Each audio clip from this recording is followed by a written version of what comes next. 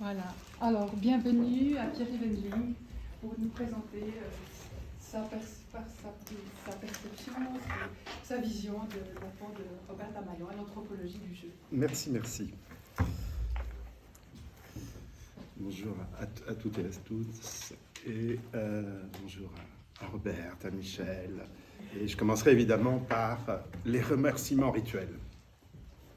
Je remercie donc vivement François Gauthier et à travers lui toute l'Université de Fribourg pour l'organisation de ces journées. Je suis tout à fait ravi de l'hommage qui vient d'être rendu à Madame Robert Tamayon. En revanche, je ne remercierai pas mon amie Véronique Dazen. Il faut que je vous explique qu'il y a 2 ou 3 semaines, il n'y a pas longtemps, Véronique m'appelle et m'annonce la tenue de ce Dies Academicus et elle me propose très gentiment de venir assister à la remise du doctorat, donc honoris causa, à Robert Tamayon.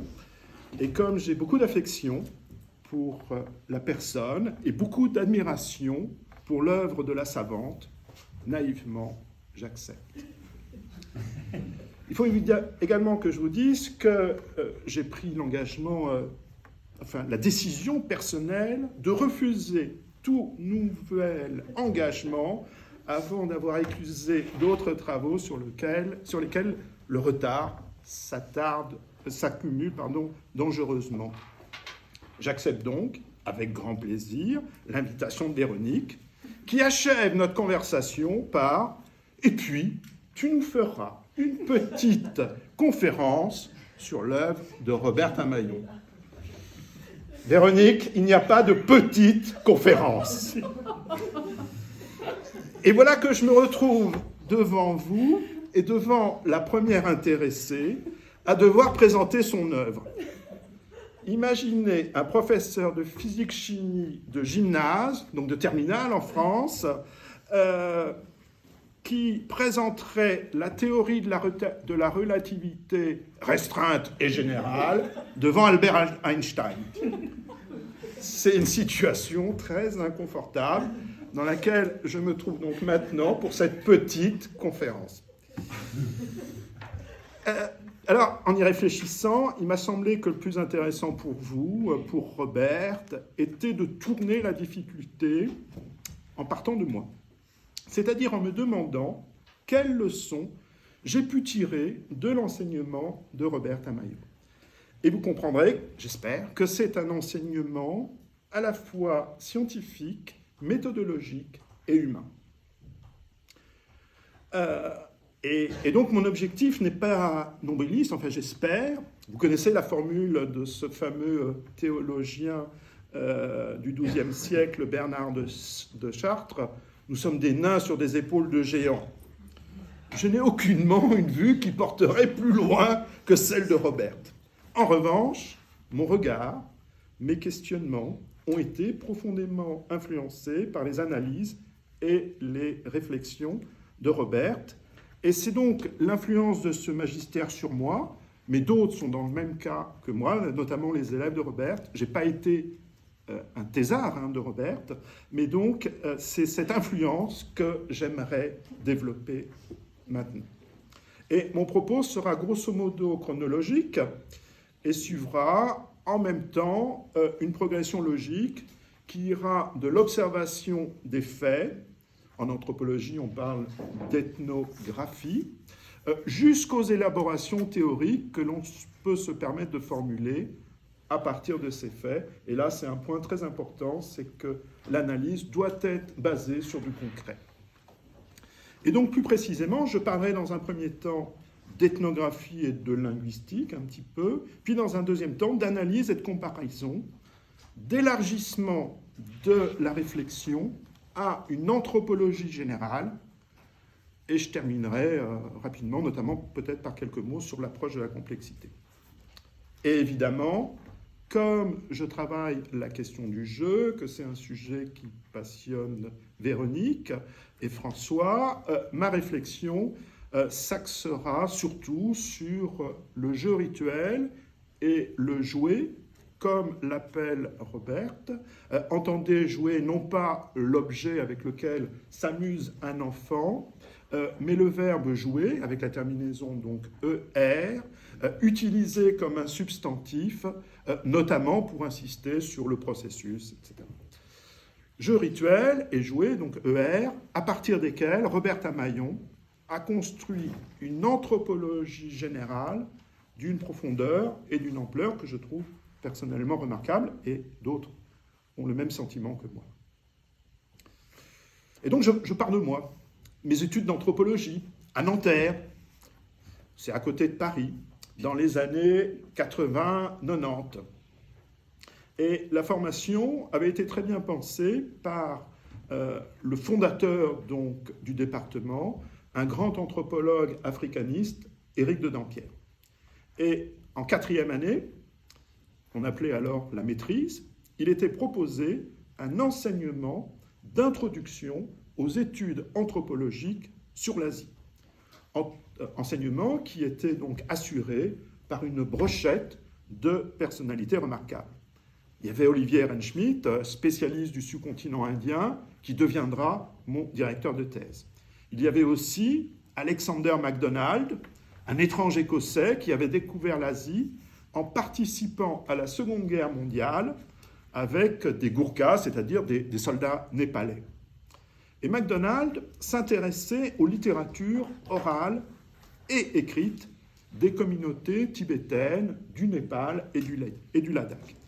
Je le signale car en Asie, la présence de l'écriture, l'existence de très anciennes structures politiques, pensez à la Chine simplement, l'influence de religions instituées comme le bouddhisme, le christianisme, tout ceci crée dans l'approche anthropologique de l'Asie un grand décalage par rapport à l'étude des communautés australiennes, africaines, amérindiennes, sur lesquelles l'ethnologie avait classiquement forgé ses méthodes et ses concepts.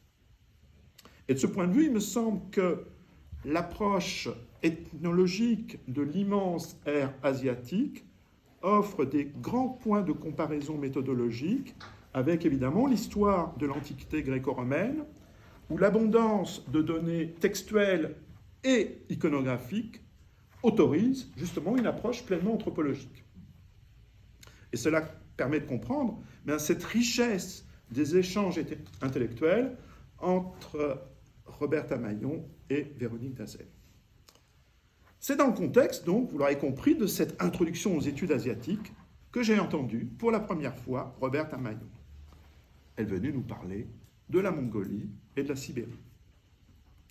Je dois vous dire que pour le jeune étudiant que j'étais, c'était passionnant de découvrir, à travers l'enseignement de Robert et les lectures qu'elle recommandait, ce personnage singulier du chaman qui remplit de multiples fonctions dans les sociétés nord-asiatiques.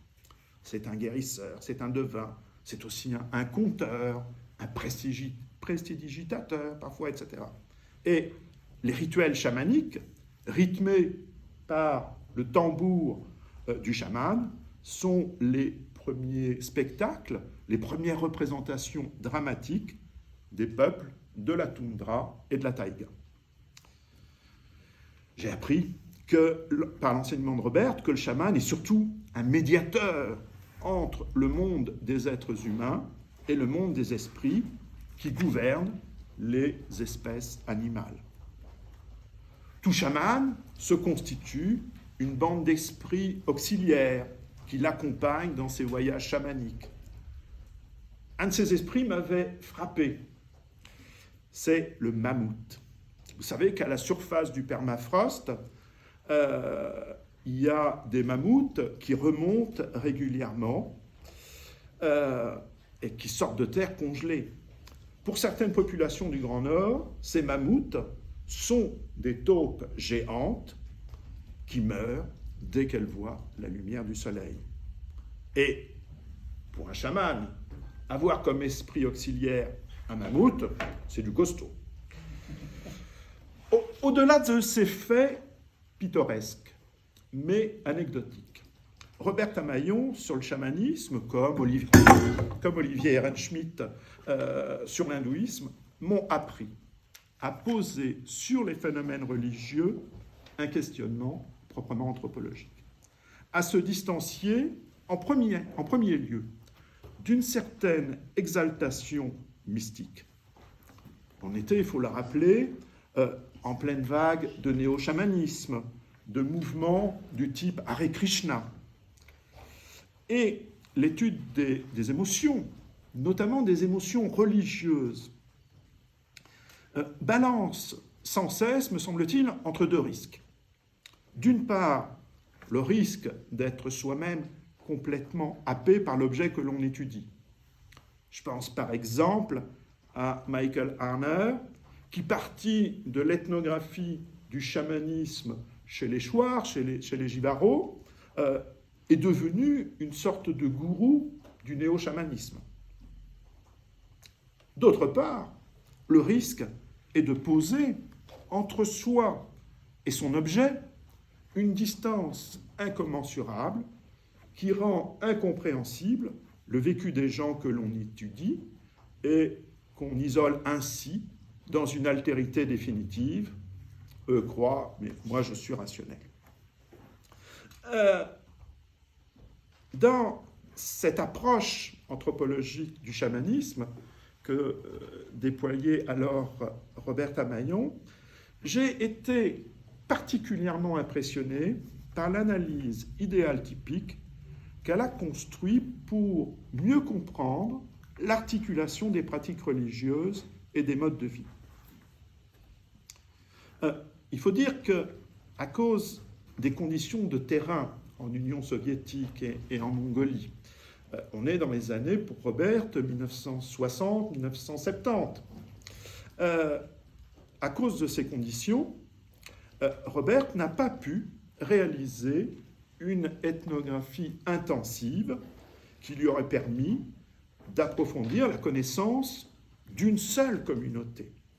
Elle s'est trouvée obligée d'aller de lieu en lieu, et cela lui a fourni l'opportunité d'un regard large qui affinait d'autant cette approche comparative qui, je trouve, la caractérise particulièrement.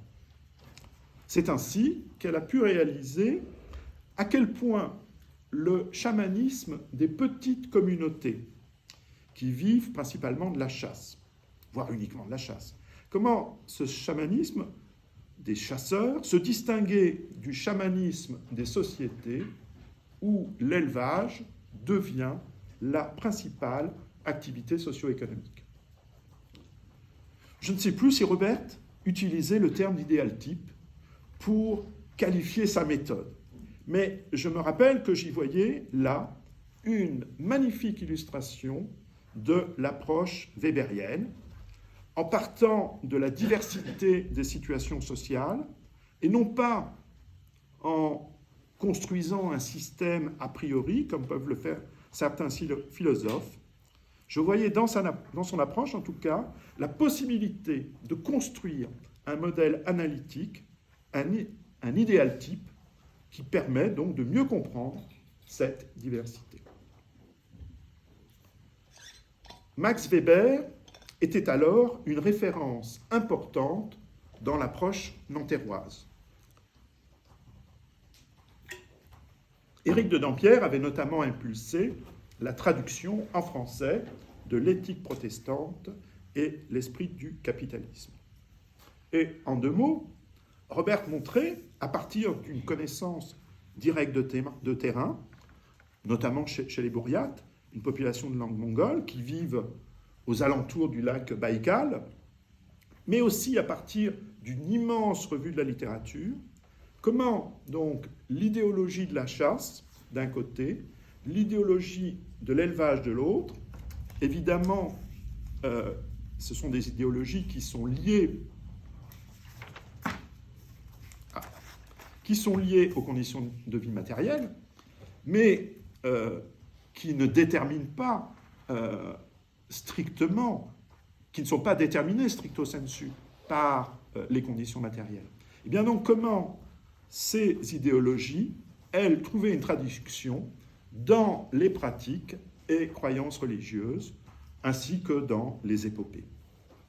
Et cette réflexion, elle culminera dans une remarquable et remarquée thèse d'État, soutenue en 1988 et parue en 1990, 1990, sous le titre « La chasse à l'âme », ouvrage volumineux de 880 pages, très modestement sous-titré « Esquisse d'une théorie du chamanisme sibérien ».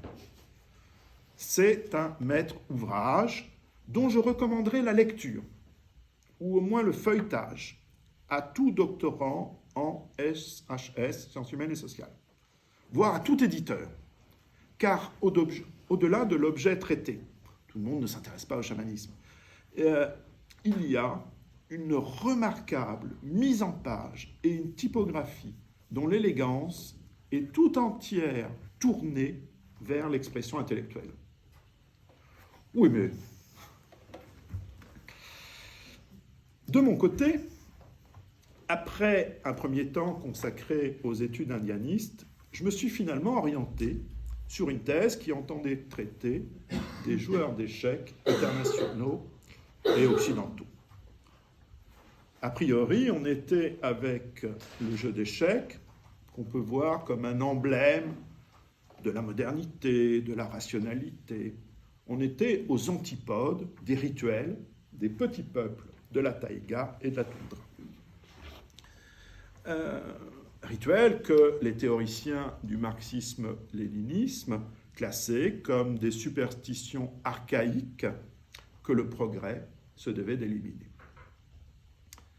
Parallèlement, on pouvait aussi critiquer l'objet même de mes recherches, le jeu, perçu comme futile et dérisoire, en opposition des phénomènes religieux dont chacun, croyant, athée ou agnostique, pouvait reconnaître l'importance sur la société.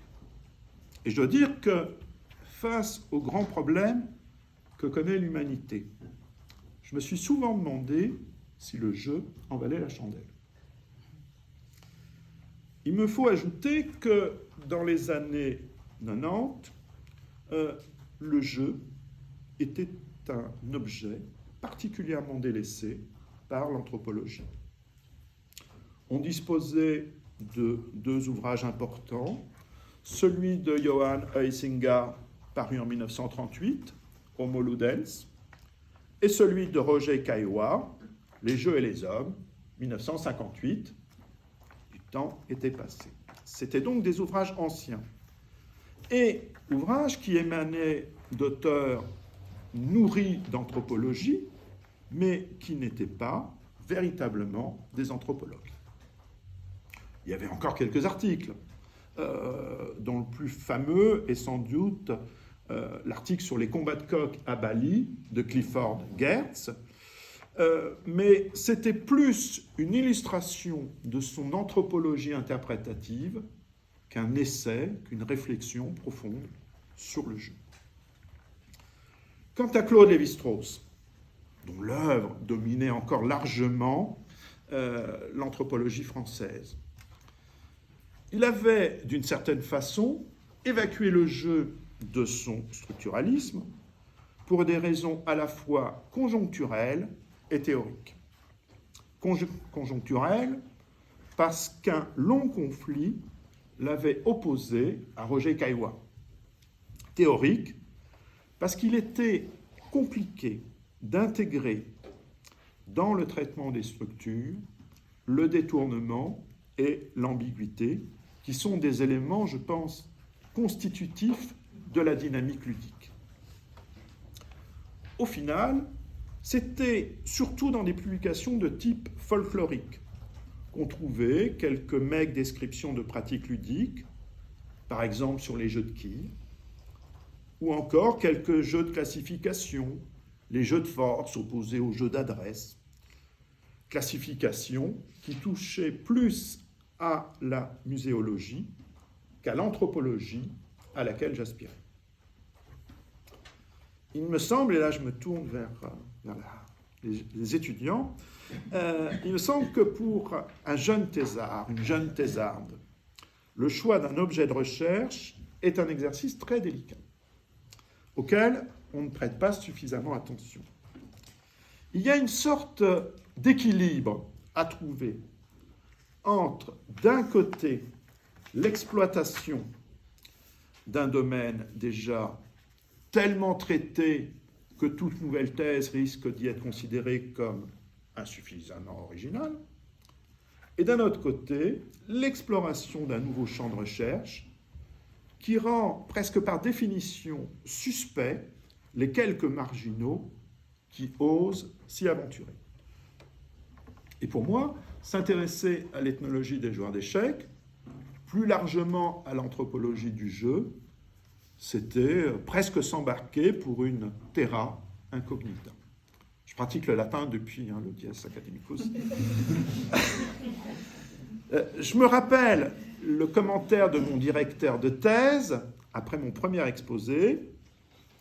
C'est intéressant, mais je me demande si c'est de l'anthropologie. Robert Tamayon m'a ici apporté un soutien précieux qu'elle ne soupçonne probablement pas. Car au moment où je commençais à discuter avec les joueurs d'échecs, à fréquenter leur club, à suivre les tournois échiquéens, j'ai réalisé que Robert développait de son côté, à partir du chamanisme, une réflexion approfondie sur l'incertitude, puis sur le jeu chez les peuples chamanistes. Pour la première fois, une véritable anthropologue de premier plan s'intéressait de manière non anecdotique à la question ludique. Pour le jeune anthropologue que j'étais, l'objet que j'avais décidé de traiter devenait légitime. Ce n'est pas que je sois particulièrement attaché à la normativité académique, mais l'absence de dialogue intellectuel, cela est un véritable frein à la réflexion. Et du coup, écouter les conférences de Robert Tamayon, suivre le développement de sa réflexion d'article en article, a été pour moi un remarquable adjuvant. Mais cet apport sur cet objet donc singulier qu'est le jeu n'a été possible que par la révolution du regard sur le chamanisme qu'a impulsé elle-même Robert.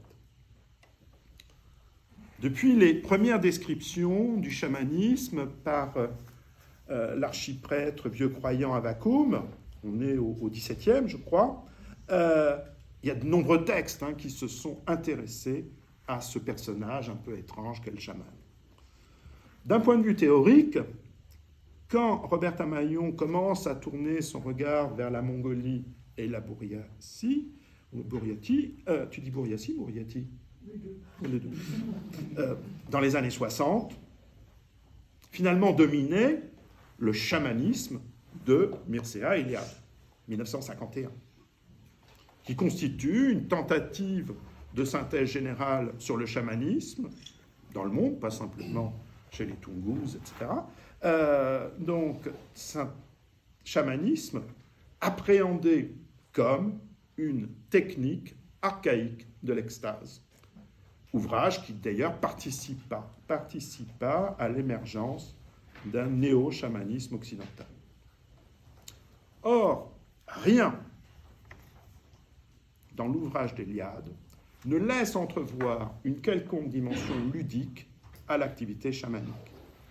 Je pense que le mot « jeu » n'y apparaît jamais, pas une fois. Et à l'instar d'Eliade, tous les autres auteurs de synthèse n'ont dit mot sur le jeu du chaman. Jusqu'à Robert Tamayon, le chaman est peut-être un malade, c'est peut-être un fou, c'est peut-être un spécialiste de l'extase, mais il ne joue pas. Alors pour ceux qui ne sont pas familiers, je ne sais pas votre connaissance de l'œuvre de Robert Tamayon, peut-être que certaines ou certains d'entre vous vous demandez, mais que vient donc faire le jeu dans une activité religieuse ? Je vous renvoie aux nombreux textes de Robert sur ce sujet. Il y en a un dont le titre est tout à fait évocateur, paru en 1991 dans Psychanalyste, revue du Collège de psychanalyse qui montre vraiment ce dialogue interdisciplinaire auquel Robert a participé pendant toute sa carrière. Donc ce titre, c'est « Le chaman joue et gagne », ou l'action rituelle chamanique sur la base de matériaux sibériens. Puis toujours cette approche. Mais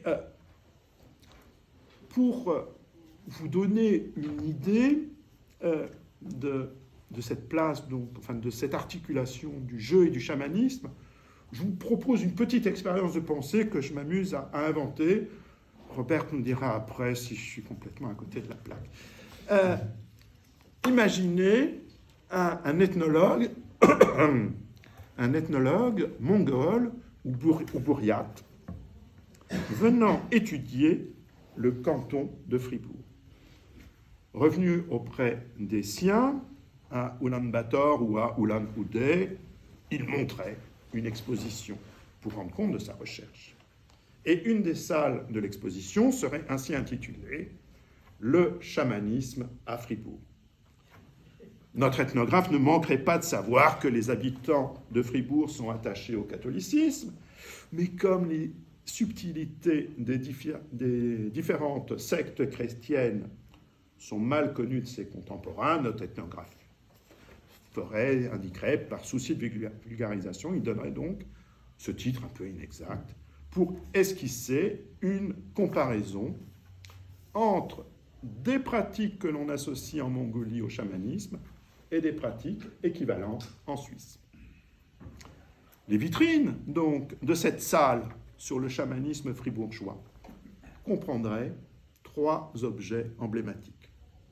Tout d'abord, non pas l'original, mais une copie de l'ostensoir de la fête Dieu à Fribourg. Mais aussi le bulletin d'un jeu de tirage ou de grattage de la loterie romande. Et enfin, un lit en bois, comme on peut en voir dans les musées d'art populaire ou dans les magasins Ikea.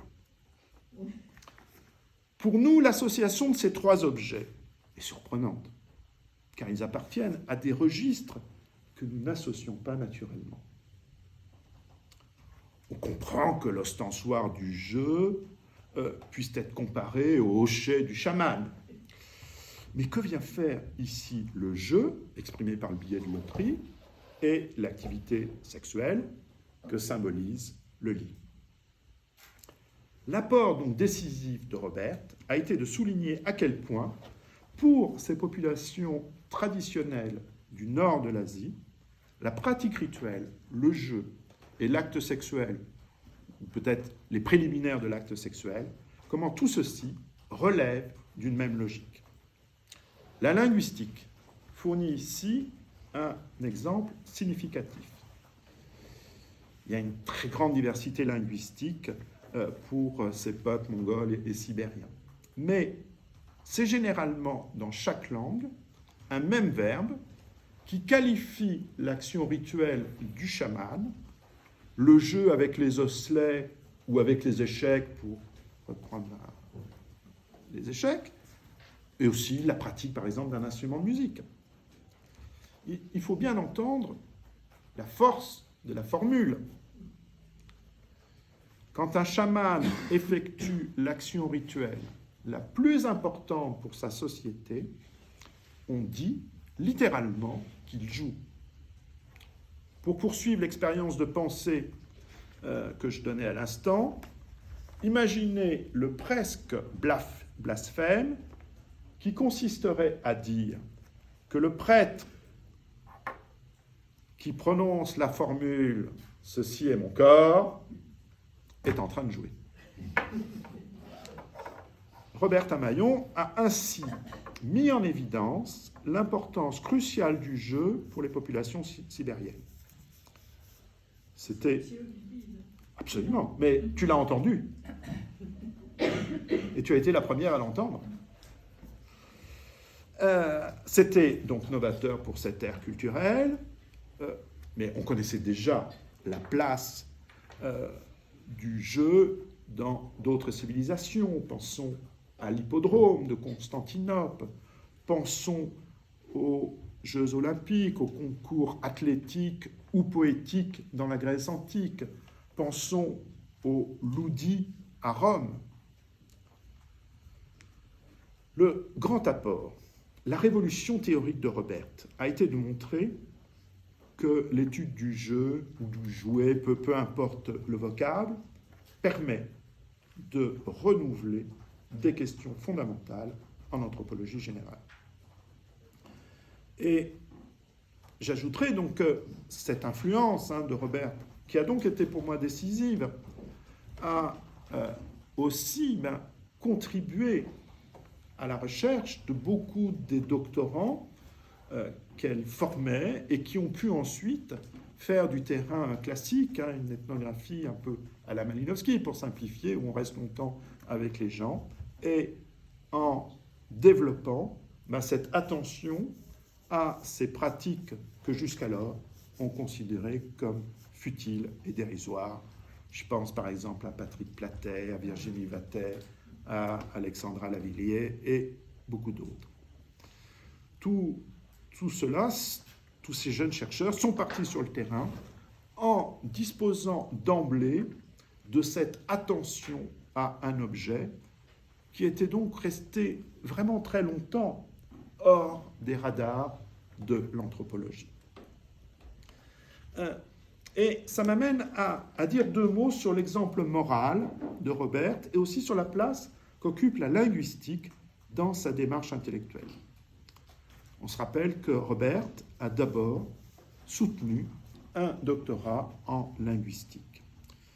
Et il y a dans tous les travaux de Robert une attention remarquable, appuyée au vocabulaire, au réseau sémantique, aux différences que l'on peut enregistrer entre les langues. Un magnifique exemple nous a été donné dimanche dans la conférence de Robert, où elle a analysé comment sur Google la fonction « j'ai de la chance » est déclinée dans différentes langues. Partir d'un fait anodin, tellement présent qu'on ne le voit plus, et en tirer une analyse éclairante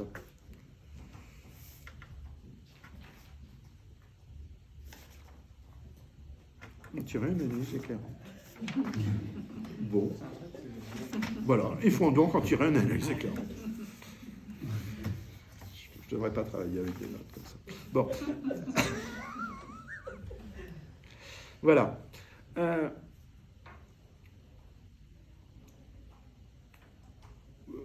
Robert, il faut dire que Robert n'est donc pas seulement une grande savante, c'est aussi quelqu'un qui s'est particulièrement dévoué au collectif, en créant le Centre d'études mongoles, en constituant une bibliothèque très, très nourrie, en développant la revue Études mongoles, devenue ensuite Études mongoles et sibériennes, et aujourd'hui c'est Études mongoles, sibériennes, centra-asiatiques et sibériennes. Elle a aussi donc, je le disais, encadré un grand nombre de thèses, apportant même un soutien très important à des étudiants qu'elle ne dirigeait pas officiellement. J'aimerais ici donner quelques petits exemples du quotidien. Le séminaire de recherche qu'elle tenait était un magnifique lieu de discussion où chacun pouvait prendre la parole, poser des questions, présenter ses idées ou ses remarques, sans que se fasse jamais sentir le poids des hiérarchies académiques. C'est très rare dans les milieux intellectuels. J'ai directement expérimenté ceci durant l'année de DEA, le diplôme d'études approfondies, qui se déroulait donc après la maîtrise, c'est un peu l'équivalent de la deuxième année master maintenant. C'était une année où il s'agissait de construire le projet de thèse et d'apprendre plus généralement le métier de chercheur. Je m'étais inscrit au séminaire de recherche que Robert tenait avec Marie-Lise Beffa, et séminaire qui était consacré aux figures du corps. Robert nous a fait réaliser que le corps humain est une matière privilégiée de la pensée symbolique, et que l'on peut explorer ceci, notamment à travers les expressions qui parlent du corps, et en premier lieu les expressions métaphoriques. J'ai ainsi découvert ce qu'était une vraie recherche collective et pas simplement une accumulation de recherches individuelles.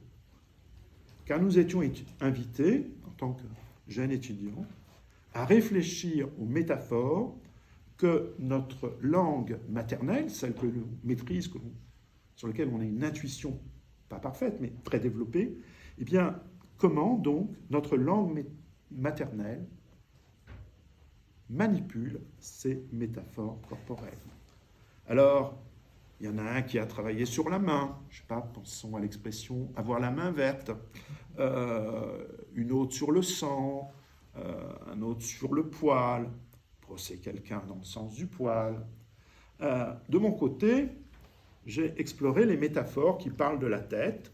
C'était compliqué, mais j'essayais de ne pas perdre la boule.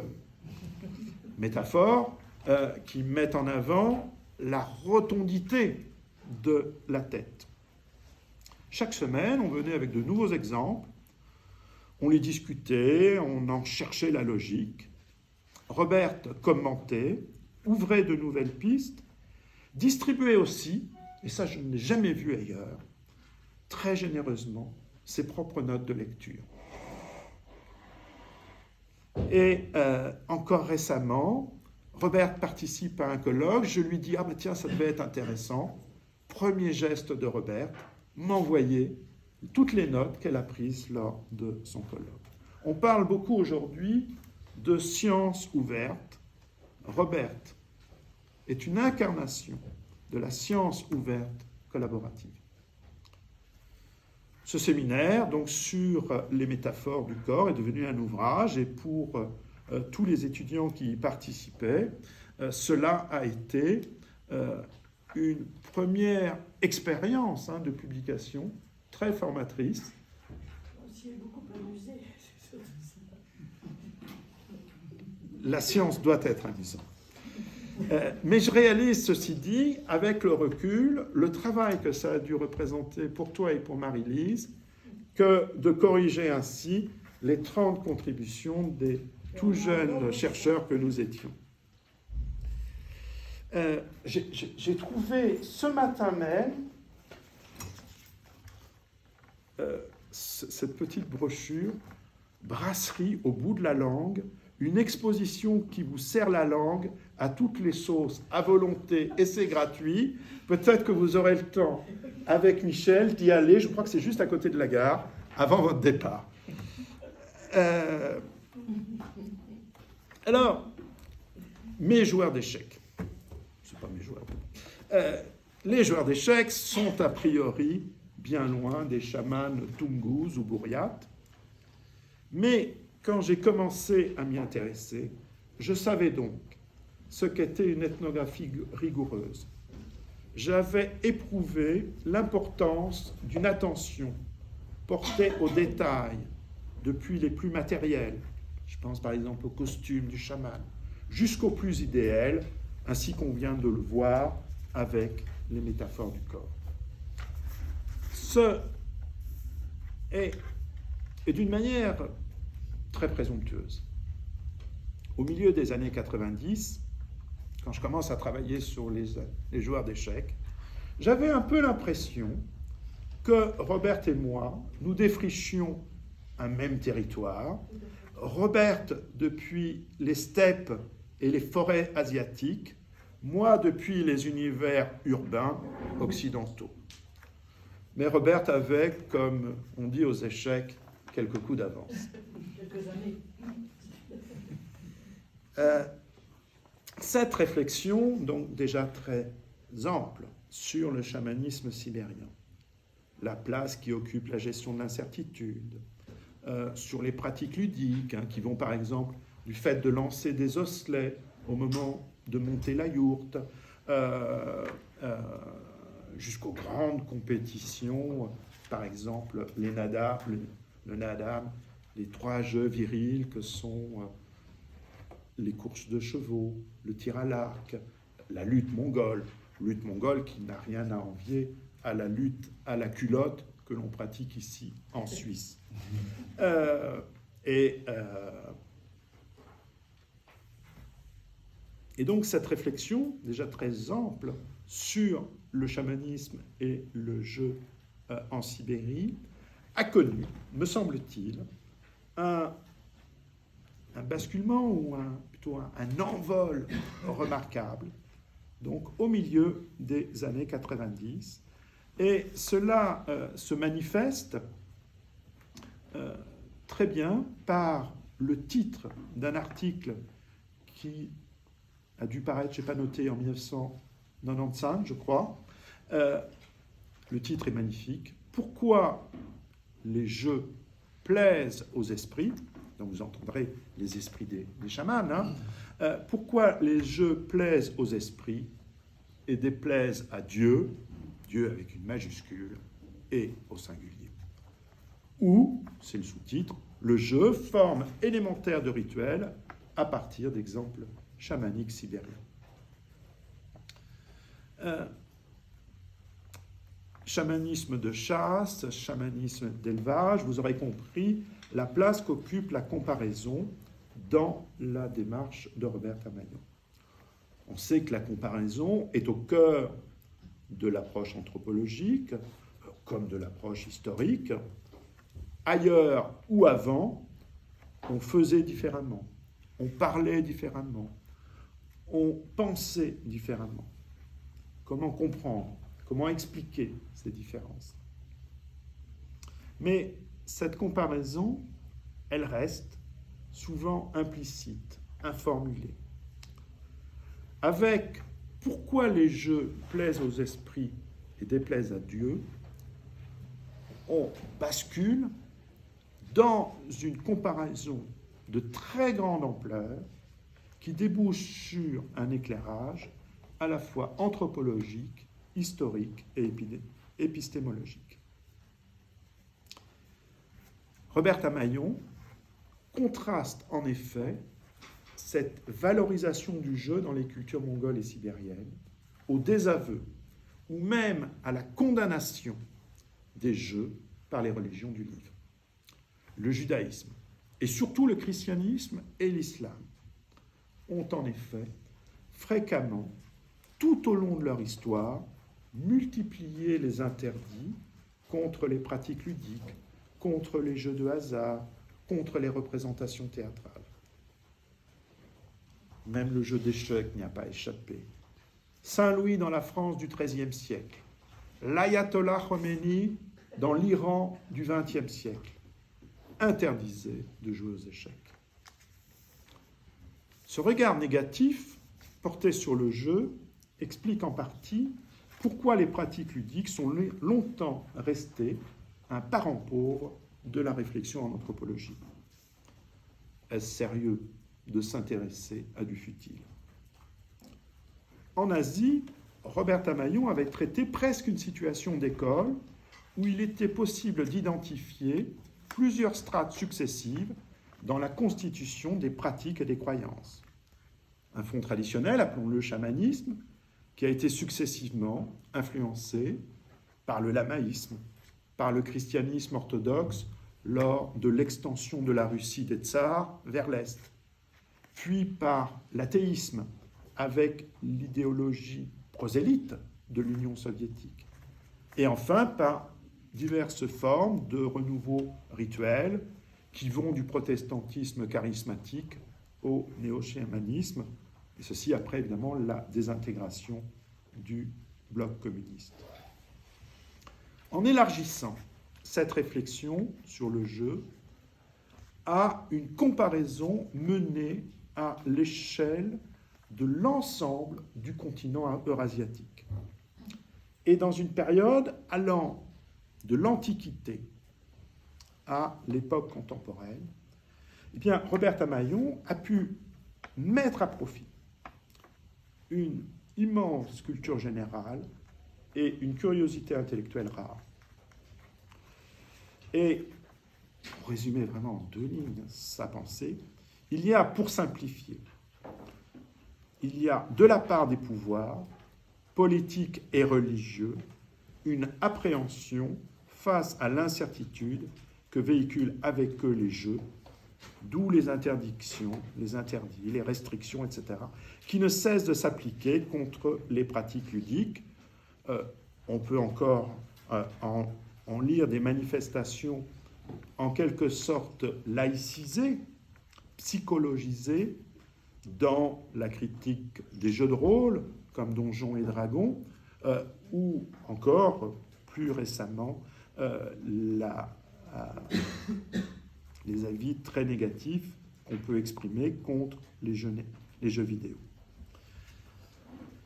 J'avais regretté, à la parution de l'ouvrage de Jacques Goudy, ouvrage qui avait été traduit en français sous le titre « La peur des représentations, l'ambivalence à l'égard des images, du théâtre, de la fiction, des reliques et de la sexualité ».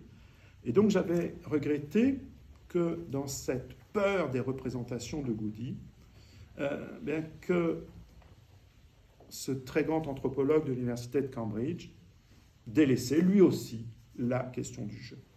D'une certaine manière, l'article « Pourquoi les jeux plaisent aux esprits, déplaisent à Dieu » venait pallier ce manque. Cette réflexion connaît ensuite un nouveau palier avec l'ouvrage qui paraît en 2012 et qui est intitulé « Jouer, études anthropologiques à partir d'exemples sibériens ». Ouvrage qui répondait, je crois, à l'amicale sollicitation d'Alain Caillé, le fondateur du MOS, mouvement anti-utilitariste en sciences sociales, dont François Gauthier est l'ambassadeur plénipotentiaire ici à Fribourg. Alain Caillé avait suggéré à Robert de rassembler ses articles sur les jeux en les accompagnant d'une introduction générale. On attend toujours ce recueil de tes articles, Robert. Parce que, comme tu vas toujours de l'avant, tu as délaissé l'idée d'un tel recueil et tu t'es attelé à ce qui m'apparaît être un projet d'anthropologie à partir des jeux, dans le sens où Robert regarde dans quelle mesure la matière ludique, donc quand on est toujours ces ethnographies ou ces études historiques rigoureuses de pratiques ludiques ou d'interdits à l'encontre des jeux, ça revient presque au même, comment donc ces ethnographies remettent profondément en question certaines conceptions théoriques, et ce n'est pas simplement un travail de déconstruction, c'est surtout avant tout une suite de dossiers que tu offres à tes lecteurs avec des regards, des propositions concrètes.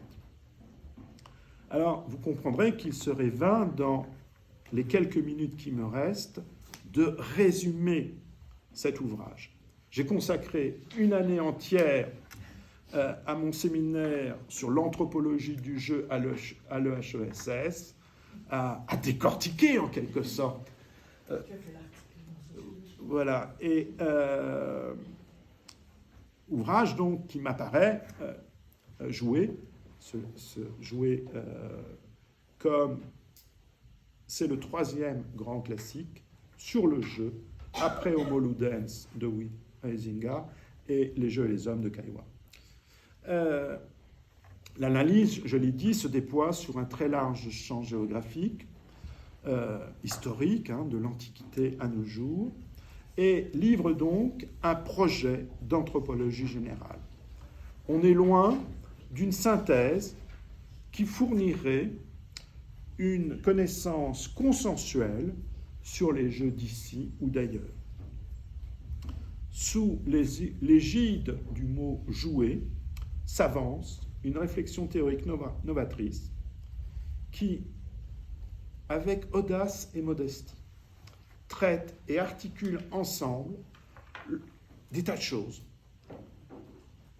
Le rapport du masculin et du féminin, la croyance aux êtres surnaturels, l'évolution des sociétés, la nature du rite, le rôle de la fiction, le rôle de la représentation ou encore de la métaphore dans le monde social. Comme vient de l'indiquer à l'instant Robert, pour ceux et celles qui voudraient donc commencer à rentrer dans son œuvre, je vous signale la parution dans la revue Sociologie, qui est une revue en ligne, c'est Sociologie au pluriel avec un S, donc en 2017, d'un grand résumé que Robert Amaillon a elle-même fait de son ouvrage, et dans lequel vous pourrez donc trouver, associés, 2 longs commentaires, dont un que j'ai moi-même réalisé. Alors, parmi les auteurs et concepts mobilisés par Robert, se trouve notamment Gregory Bateson et sa notion de cadre. La notion de cadre permet de penser comment chaque jeu particulier se situe par rapport aux autres actions. Robert insiste sur le fait que jouer institue un rapport décalé avec la réalité. Et ceci témoigne immédiatement de la difficulté que présente toute analyse du jeu. Puisque le jeu qui institue un rapport décalé à la réalité, il est en même temps dans la réalité. Il y a là un processus comparable à toute langue humaine qui non seulement décrit le monde, mais aussi se décrit elle-même. N'importe quelle activité ludique, pour reprendre Bateson, déclare, parfois avec des mots, mais toujours avec des gestes, avec des actes, qu'elle est un jeu. Et que, par exemple, une morsure ludique, pour reprendre une belle idée de Bateson, une morsure ludique, elle peut ressembler à une agression, mais elle signifie en même temps qu'elle n'a que l'apparence de l'agression. Et en cela, la notion de cadre met le sens, met la signification au premier plan. C'est une anthropologie du sens que Robert Amaillon construit. La notion de cadre permet aussi de comprendre que chaque situation ludique fonctionne selon ses propres règles. En même temps, Robert Amaillon attire notre attention sur le fait que cet espace ludique n'est pas clos sur lui-même. Dans certains cas, notamment les jeux bourriates, il entraîne des répercussions dans d'autres domaines que la chasse. Dans d'autres domaines, pas que la chasse, mais comme la chasse. C'est parce qu'on a joué que l'on va attraper du gibier. L'économie française ou l'économie suisse va mieux quand un grand match de football est gagné par l'équipe nationale. À l'inverse, on pourrait poursuivre l'argumentation en disant que cette longue condamnation du jeu par l'Occident a, dans sa version édulcorée, abouti à enfermer le jeu dans son cadre, le rendant inapte à agir au-delà. C'est typiquement la petite phrase que l'on sort à l'enfant qui vient de perdre à une partie de marelle, de petits chauds, etc. On lui dit « ne pleure pas, ce n'est qu'un jeu ». Les notions de fiction et de représentation fournissent de plus, en suivant Robert Amaillon, quelques clés pour dépasser cette contradiction entre l'action dans le cadre et les faits hors du cadre. Comme l'avait avancé Huizinga, et comme le rappelle Robert Amaillon, le joueur entre dans le jeu en étant à la fois conscient et dupe de l'illusion que crée le jeu. Et ça, c'est quelque chose qui est difficile à penser intellectuellement. Conscient et dupe de l'illusion qui est en même temps dans la réalité. En cela, le Romain qui assistait au jeu du Colisée le Bouriate qui participe à un Adam, donc ces grands jeux virils en Mongolie, etc., en Bouriatie. Tertullien, un des premiers grands théologiens chrétiens qui a condamné au IIe, IIIe siècle les jeux païens. Bien le Romain, le Bouriate et Tertullien se rejoignent. Chacun se persuade que l'action du jeu peut être plus que ce qu'elle est en réalité. Le décalage, notion clé pour tout ce qui touche au jeu et au domaine, je dirais, très connexe de l'humour. Jeu et humour, on est dans le même registre. Et donc ce décalage se révèle dès lors un puissant facteur de métaphorisation. Vous vous rappelez, ne pas perdre la boule. En articulant ainsi ces concepts, Amaion laisse ainsi présager une nouvelle approche générale de la pensée symbolique, et j'espère que ça sera un de tes prochains livres. Vous connaissez la formule de Boileau, toujours l'artisan remet sur le métier son travail. Le livre joué a été très rapidement traduit en anglais, je crois en 2016, et cela a été l'occasion pour Robert de s'interroger plus avant sur la traduction du mot « jeu » en anglais. Le vocabulaire du jeu en anglais est plus étendu, plus complexe, il y a cette distinction entre play et game, il y a le gamble, etc. Et tout de suite après, a livré une nouvelle mouture qui vient de paraître là en 2021, sous un titre légèrement modifié, « Jouer, une autre façon d'agir », paru toujours donc dans la collection de la Bibliothèque du Mons. Alors, pour conclure, l'exemple humain de Robert Amaion est pour moi toujours une source vive de réflexion.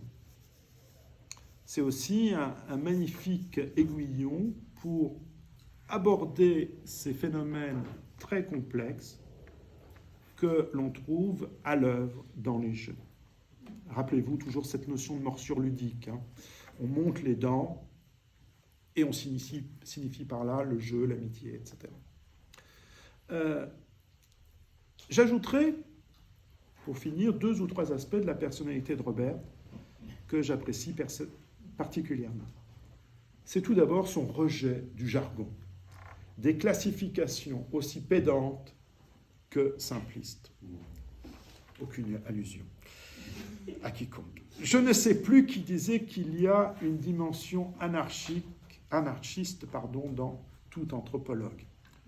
Je ne sais pas si Robert se définirait elle-même comme anarchiste, mais en tout cas, il y a une indépendance d'esprit que j'admire, un esprit de contradiction qui lui permet de penser librement à contre-courant des modes et des théories. Je crois que c'est une des rares anthropologues contemporaines à ne pas jeter avec l'eau sale des préjugés moraux une réflexion de type un peu évolutionniste au sens d'une étude des interactions, des relations que les différents éléments d'un système entretiennent entre eux et des processus historiques donc, qui amènent à des transformations structurelles. J'admire aussi cette capacité à prendre des risques intellectuels, ce qui est une manière de jouer qui devrait toujours être la nôtre, me semble-t-il, dans nos entreprises donc intellectuelles.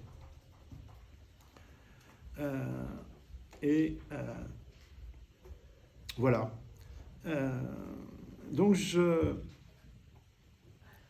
maintenant que j'arrive à la fin de cette petite conférence, puisque j'ai réussi à la mener à bout, je peux quand même remercier Véronique de m'avoir ainsi donné l'occasion de remercier Robert par son exemple et son humanité tout au long de ces années.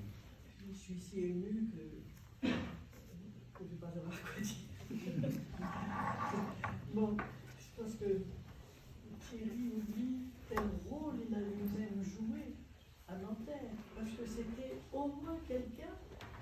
on pouvait parler du jeu. Et alors, tu as été un pilier non seulement de ce DEA, de ce séminaire de DEA sur les figures du corps, mais après de l'équipe jeu rituel. Disons que si tu n'avais pas été là, cette équipe n'aurait jamais existé. Et on s'est retrouvé un certain nombre à travailler là-dessus, sur les jeux rituels. Il faut dire que, pour rendre hommage à Nanterre aussi et à Éric Dampierre, alors tout ce qu'il a dit de la beauté du livre, c'est dû à Éric de Dampierre, et le sous-titre lui est également dû à lui aussi. Parce que quand je lui avais donné ce pavé, il m'avait dit, voilà, qu'est-ce que ça vous ressemble peu. C'est assez drôle. Bon, tu as, par exemple, au début de ton bouquin, c'est toi qui as fait apparaître à quel point le jeu avait été délaissé par l'anthropologie en regardant dans l'American Anthropologist que tous les titres qu'il y avait du jeu avaient disparu. Je dois aussi exprimer une dette là-dessus pour l'opposition entre les jeux déplaisent aux esprits et déplaisent à Dieu. Je pense à l'article de Van der Veer, plus son prénom. Peter Van der Veer. Peter Van der Veer, qui s'appelle Playing or Praying. Et c'est vrai, c'est très facile en anglais, ça fait un joli jeu de mots. Et il montre aussi cette chose, c'est que ce qui est religieux, c'est une attitude de prière qui implique une hiérarchie entre les protagonistes, tandis qu'il n'y en a pas dans le playing. Et alors, à partir du moment où il y a un Dieu transcendant, bien évidemment, il n'est plus question de pouvoir jouer. Et ça a été fondamental. Ce désamour pour le jouer, pour le jeu, d'une manière générale, vous connaissez tous certainement le livre de Carlo Ginzburg, Les batailles nocturnes. Eh bien, ce qu'il appelle bataille dans son titre, à l'intérieur, on voit que d'après les traductions latines, c'est des jeux. Bon, enfin, il y a une espèce d'ignorance volontaire là-dessus. Je voulais dire aussi, je te remercie, et si tu savais comme je comprends combien ce que propose Véronique est absolument irrésistible. Comment résister? Elle a réussi à te faire cette conférence. Et finalement, tu vois comme tu t'en es bien tiré. Tu as réussi à dire des tas de choses en même temps sur toi, avec beaucoup de modestie. Mais elle a réussi à faire quelque chose de plus. Elle m'a fait le coup. Le temps est un enfant qui joue. Va passer aussi. Alors, j'ai voulu d'abord, bien sûr, refuser en disant comment faire, c'est pas possible, je vais me ridiculiser là-dedans. Et puis finalement, elle me demande de telle façon qu'on ne peut pas ne pas le faire, et j'ai pris un plaisir extrêmement grand.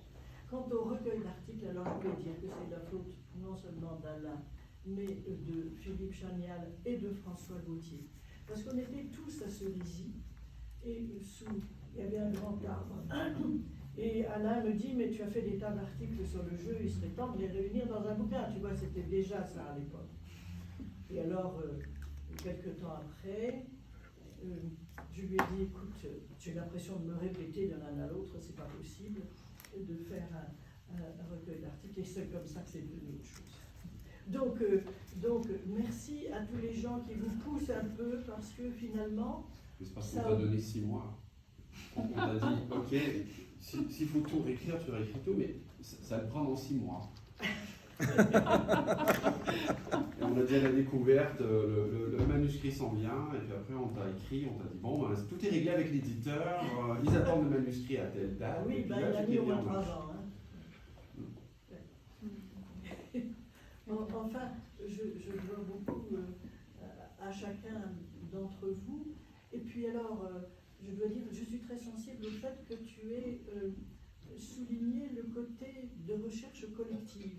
Parce que c'est comme ça, c'est par vos questions, c'est par vos réactions que finalement, on est obligé de changer. Moi, ça m'arrive, quand je prépare un article, de parler toute seule, parce que c'est comme ça que je m'entends finalement et que je trouve à me renvoyer la balle, sinon il n'y a rien. Et en tout cas, réfléchissez dans vos langues, c'est vrai, merci d'avoir rappelé les figures du corps, parce que c'est un des travaux faits en recherche collective qui m'a laissé un des meilleurs souvenirs. Justement, à cause de ces échanges que ça a occasionné, chacun a apporté son petit stock. Il y avait la folie, la tête, ça sonne creux, enfin, etc. Il y avait des tas de choses qui étaient extrêmement amusantes.